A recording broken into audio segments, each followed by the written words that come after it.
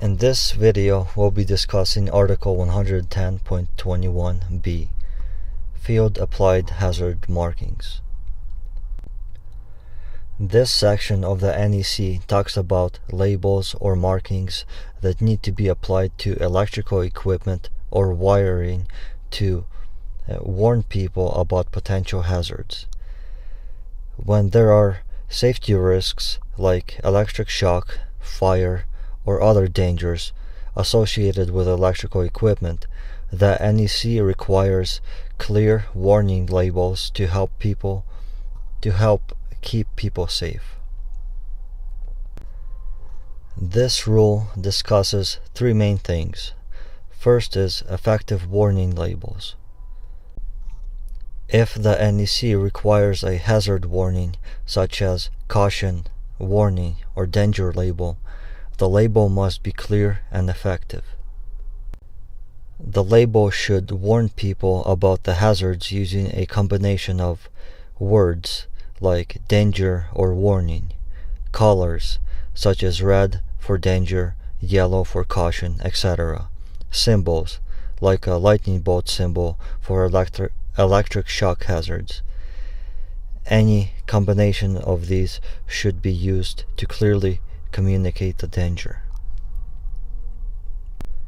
2 is permanent labels.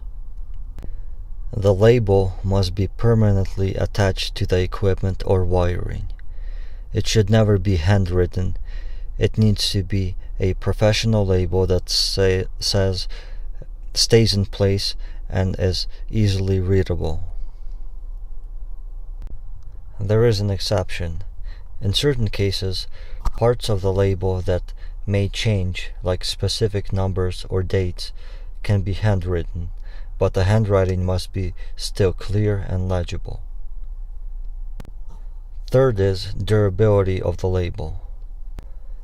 The label should be made of a material that can withstand the environment where it is used. For example, if the environment is outside in a very wet or hot environment, the label should not wear out or fade quickly. The label must be able to last even if the equipment is exposed to chemicals, moisture, sunlight, or rough handling. Now let's talk about why this rule was created. This rule was created to increase safety and ensure that anyone working with or around electrical systems can easily see and understand any hazards. Here's why. 1 is to prevent accidents.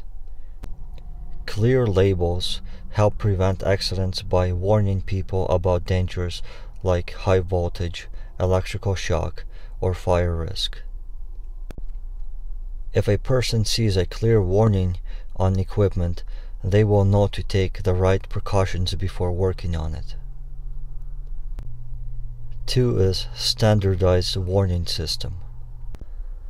By using specific colors, words, and symbols, the code helps create a standardized system for warning that everyone can easily understand. For example, red is universally recognized as danger color, while yellow typically means caution. This makes it easy to quickly identify the level of risk. The third is durability. The labels need to stay readable over time. For example, if you put a label on a switchboard in an industrial plant, it needs to survive high heat or chemical exposure without getting damaged or illegible. This helps ensure that the safety message stays clear and effective. Let's work through an example to help us better understand this rule. Let's say you're working as an electrician in a factory. You need to install a new electrical panel that will handle high voltage. According to the NEC, this panel needs to have a warning label attached to it. It says something like danger, high voltage. The label must be professionally made, meaning it should be printed, not just scribed by hand. The label should use bold letters, the right color, usually red for danger, and may include symbols like a lightning bolt to indicate electrical hazard. The label must be attached to the panel in such a way that it won't come off easily, even if the equipment is exposed to heat or moisture. If you were working on this high voltage panel, the warning label would immediately alert you to the danger and remind you to take the proper precautions, like wearing protective gear or turning off the power before working on it.